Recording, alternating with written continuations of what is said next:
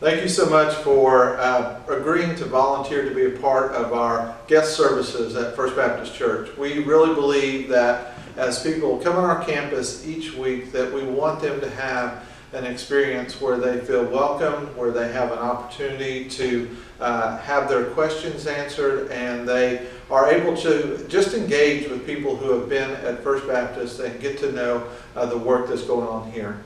So a part of this video training is going to be us just walking through and talking through what guests and ministry to guests looks like at First Baptist Church.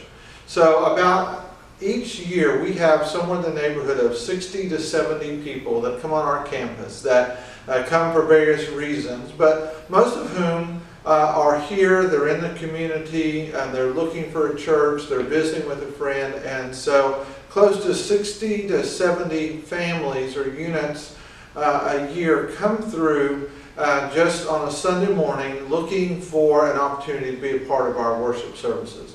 In addition to that, we have over 400 regular attenders who are here, who are part of the ministry, an average of 400 persons on our campus, and so they're here as well, building relationships, enjoying being a part of the body of Christ. And so we want them to have a very welcoming experience each week, just as when we would go home for an opportunity to visit with family, we would want to be greeted and welcomed into the home. And so we want to give that kind of experience each week to those who are part of our church and those who are visiting church, so they feel welcome.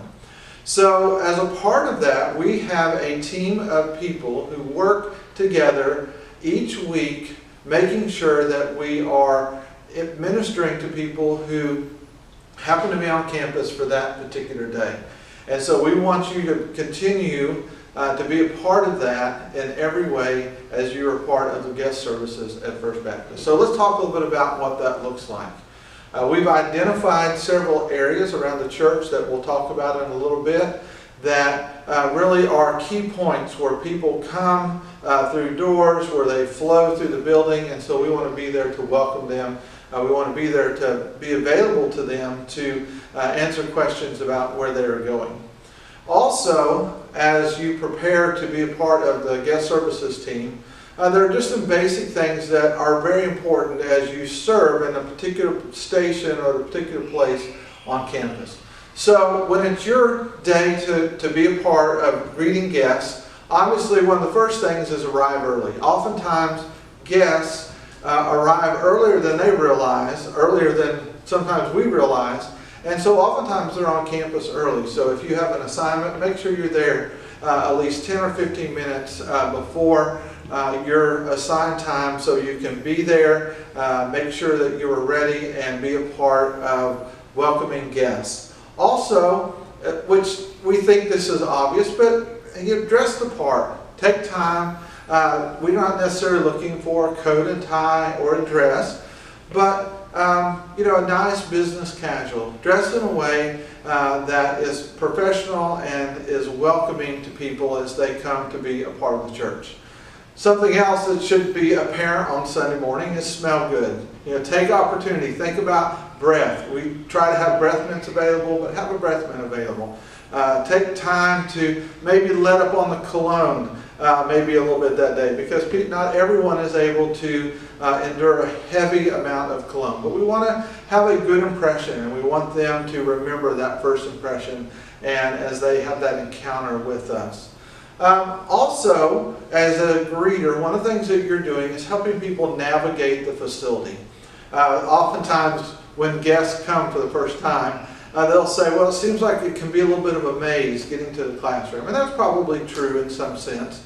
But there are ways to take people through the building. With the construction project, we really worked hard on opening up the facility. And so we want to make sure that we are helping people navigate the building, helping them get their children to where they need to be in Sunday school and in groups, making sure that they're able to leave a group, find their children, and then come to worship service. And so we want this to be a great experience. And so part of our ministry is to help them be able to navigate through the facility and to walk alongside of us as they begin to get familiar with the facilities here at First Baptist.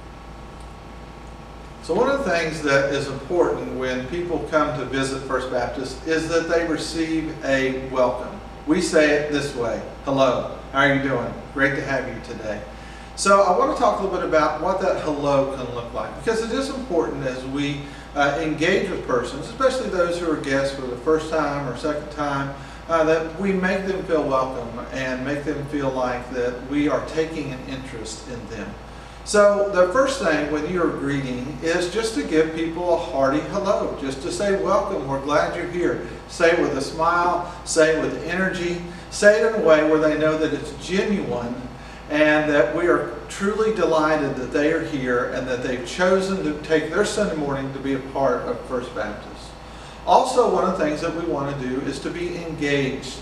To ask names, to ask maybe the name of a spouse, to take time to speak to the children and ask what their names are, and really work hard to make a mental note of those names. It's nothing like when a guest returns a week later and there is a greeter who remembers names, remembers something about that family, and begins to engage them, maybe even over a period of weeks, about their family. And so we want to be continually engaged with those who are guests, who are looking at our church and are becoming a part of our family. Another thing that you want to do as you're saying hello and greeting people is listen. Listen to people as they tell their story. Listen to people as they share about their journey to be here, maybe even that morning. Listen to clues that are ways that we can minister to them, ways that maybe even that week where a phone call or a text or an act of kindness could really be something that would say to them, this church is taking a genuine interest in those who are part of their family, who are visiting their church. And we want to do that in a big way. So listen and listen. Then one of the last ways that we want to do is we want to offer assistance to people to help them get where they need to go. Sometimes the temptation is, well, I'm at my station, and so I'm just going to point them down the way, go down the hallway, and we'll name a building, and maybe we'll name a room number. And I think we want to go beyond that. A building name is going to mean nothing to them, and them finding a classroom, sometimes that numbered classroom, sometimes it's going to be difficult for them. So it's better to say, let me help you, show you where to go, and maybe have someone who can step into our place for a period of time, or maybe even briefly just walk them down the hall. And rather than saying, we'll go to the Godwin building and it's G13 in the Godwin building, say, if you'll keep going down that hallway, go to the right, you'll see a door, and you go through that door, you won't go maybe about 10, 20 feet, and then you'll see the classroom that you're going to on the right. And in fact, if you'll go down there and walk through, I'll watch and make sure you go in the right direction. Just sometimes the way that you offer help or offer assistance can mean so much to people. So we want to engage persons in a way to say hello, but we're doing it in a way that really takes a genuine interest in them and their needs. God has brought them to our campus, and we need to realize that. They've taken a lot of effort to be here, to get up maybe earlier than they typically might get up on a Sunday morning, to get kids ready, to make the drive, to go through all the discussions of what they think is going to happen when they come in the door.